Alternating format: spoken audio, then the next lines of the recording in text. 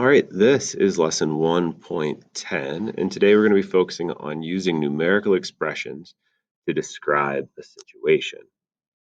First, we need to talk a little bit about what is a numerical expression. So let's grab this, right? And it says that a numerical expression is a mathematical phrase that has numbers and operation signs but does not have an equal sign.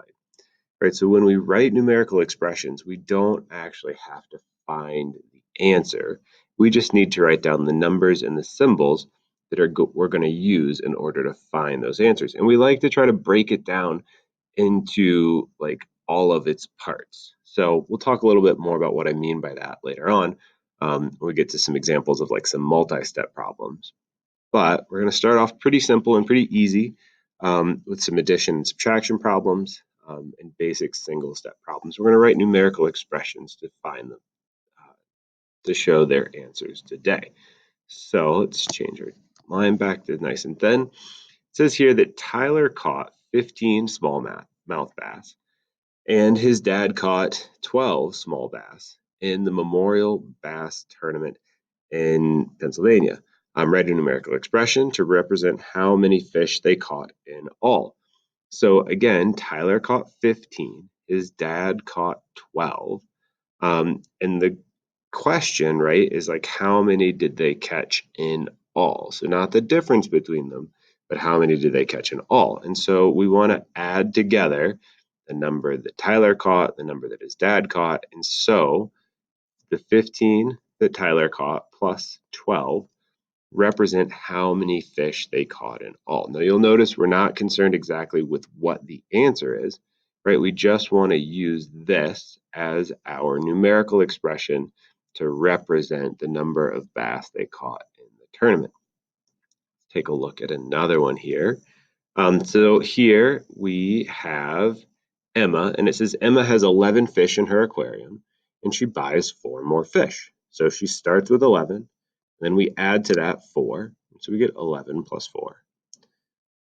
Next up, we have Lucia has 128 stamps.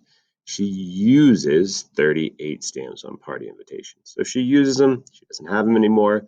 So we have 128, that's what she started with, and then from that, we're going to subtract the 38 stamps that she used. Expand this out, and we can take a look at some multiplication and division problems. Here we have Carla, and Carla buys 5 books. Each book costs $3. So how many books did she buy? She bought 5. Each one costs the same amount, so we can multiply to find our answer. So we would have 5 times 3. Now again, I said to find our answer, but we aren't looking for the actual amount that she spent. We just want to write it as a numerical expression. So 5 times 3 represents the fact that Carla bought 5 books for $3 a piece. Last one on this page. 4 players share 52 cards equally. And so here we have our 52 cards. We're sharing them equally, so we're going to be dividing, and we are going to divide by our 4 players. We get 52 divided by 4. So these are examples of numerical expressions that represent each of these statements, and they don't have an answer. We didn't need to evaluate them. We'll do that in the next lesson, I believe, but not today. Okay, let's look at a new one. All right, so here we are, and now we have multiple steps in our problem. And so this is where it starts to get a little bit tricky, right? Those single step problems can be pretty easy, but when we start to work on multiple step problems, it gets a little bit trickier. But it is really valuable to understand these, because the better you understand this, then the easier it will be to understand multi-step problems in the future. So we're going to read this one, and here it says that Doug went fishing for 3 days. Each day, he put $15 in his pocket, and at the end of each day, he had $5 left. How much money did Doug spend by the end of the trip? So when I think about these, I like to, again, like we did with our last lesson, right? I need to identify my question. How much money did Doug spend at the end of the trip, right? So how much money does he spend at the end of the trip? Well, I need to know how many days he was gone for, right? So I need to know the number of days. And then I need to know the money he spent, not shent, but spent each day. Well, it tells me right here he's gone for 3 days. Now, each day he puts $15 in his pocket to start, and at the end of each day he has $5 left. So if I wanted to know how much money he spent each day, I would say, well, he starts with 15, and if he ends with 5, then that means whatever the difference between these two is what he spent throughout the day.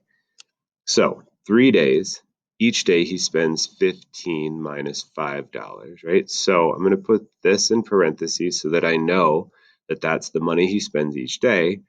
And because he does the same thing every day, I can multiply. So my answer here, my numerical expression, is 3 times, remember he starts with 15, he ends with 5 each day.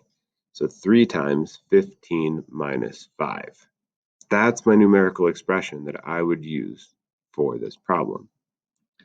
All right, we're going to do the same thing on this page, but here we want to try to figure out which of these problems, right, story problems, represents our expression up here, right? So which one is going to represent and match 20 minus 12 plus 3?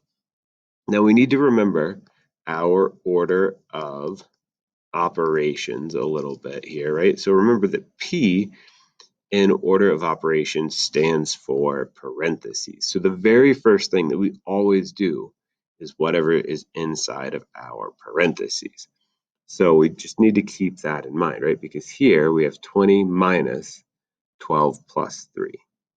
All right, let's read the first one, the one on the left. Kim has $20 to spend for her fishing trip. She spends $12 on a fishing pole, then she finds $3. How much money does Kim have now?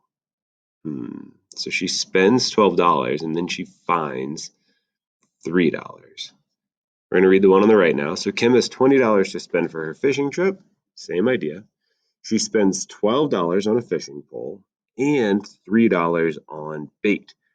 How much money does she have now, right? So which one? Is it A or B represents this idea of 20 minus 12 plus 3? Again, we have to do what is ever inside of these parentheses first, right? So if I were doing this problem to solve it, I would need to add 12 and 3 together. And then that total would be subtracted from 20. So which of these two, A or B, sounds like we're subtracting 12 plus 3 from 20? Well, over here on the left, right, when we find $3, this money doesn't come out of our pocket. This money ends up going back into our pocket, right? So the one on the right, though, like this $3 would end up being subtracted from our total money. And because this subtraction symbol is on the outside of our parentheses, then that means that B matches this. And the way that I like to think about this is when you go to the grocery store to pay for something, right? When the cashier rings you up, do you pay for each individual item as they ring them up?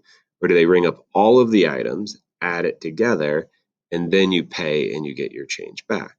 Well, that's how it works, right? So if she bought a $12 fishing pole and $3 worth of bait, those two numbers would be added together first, right? So we would add together the 12 plus the 3, right? And then we would subtract that from our $20 that we paid with.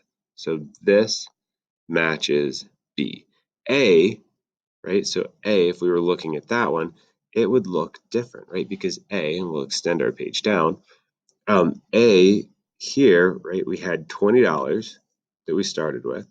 We spent $12 on a fishing pole, but then we found $3, right? So when we're at the grocery store or the bait shop or whatever, we would do this part first, and then after that, we would find the $3, which we would add back into our pocket. So here, this would represent A, whereas the problem, or the numerical expression they gave us, would represent B. Let's take a look at some more here. All right, here we're going to do the same idea. Terry has 18 worms. She gave 4 worms to Susie and 3 worms to Jamie. So which expression is it? The one on the left or the one on the right? Well, this one's a lot like the last one, right? So here, Terry starts with 18 worms, right? And she gives away 4, and she also gives away 3. So if we want to know how many worms she gave away, we would need to add 4 plus 3. After we added that 4 plus 3, we need to subtract it from the total number of worms that she had. And so this problem matches the words that we have here. Okay, let's look at this one. Jose shared 12 party favors equally among 6 friends. This one's pretty easy, right? Because this is not multiple step. This is just a single step problem. So we're going to start with 12 party favors. We're sharing equally, so we're going to divide. So 12 divided by 6. Okay, here we are.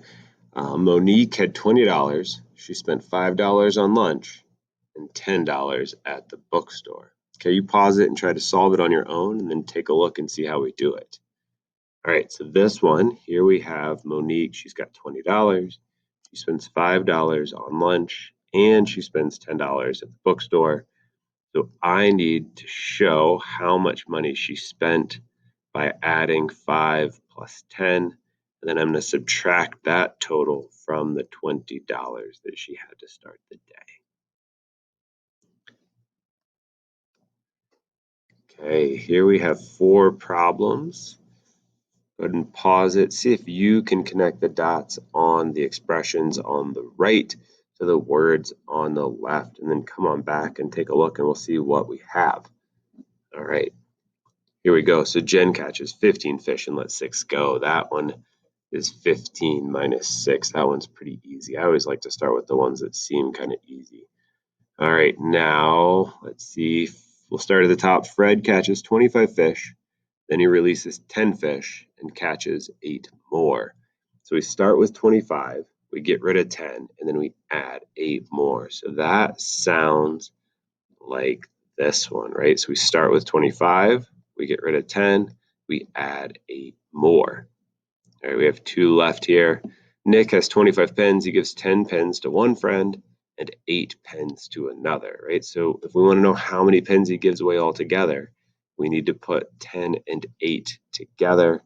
So here we are with 25 minus 10 plus 8, right? Like this shows me how many pens he gave away altogether. And then Libby catches 15 fish and lets 6 fish go for 3 days in a row, right? So 3 days in a row lets me know that we are going to be multiplying because she's doing it over and over again. So we have up here 3 times 15 minus 6. All right, and our final one for today. These are a little bit trickier, but you can definitely do it. We're going to use the box over here on the left, the chart, to help us to answer this question. This is write a numerical expression to represent the total number of lemon tetras that could be in a 20-gallon tank. So over here, I see that a lemon tetra is 2 inches long. And then I see a little rule down here, and it says that the rule for the number of fish in an aquarium is to allow 1 gallon of water for each inch of length, right? So how are we going to use this? So we want to know how many lemon tetras we could put in a 20-gallon tank. So we know that every lemon tetra is, in fact, 2 inches long. We need 1 gallon for each inch of fish. So each lemon tetra needs 2 gallons, right? So that one seems pretty easy, right? We could express that numerically to say that 2 inches times 1 represents how many gallons each lemon tetra needs. Then we know that we have a 20-gallon aquarium.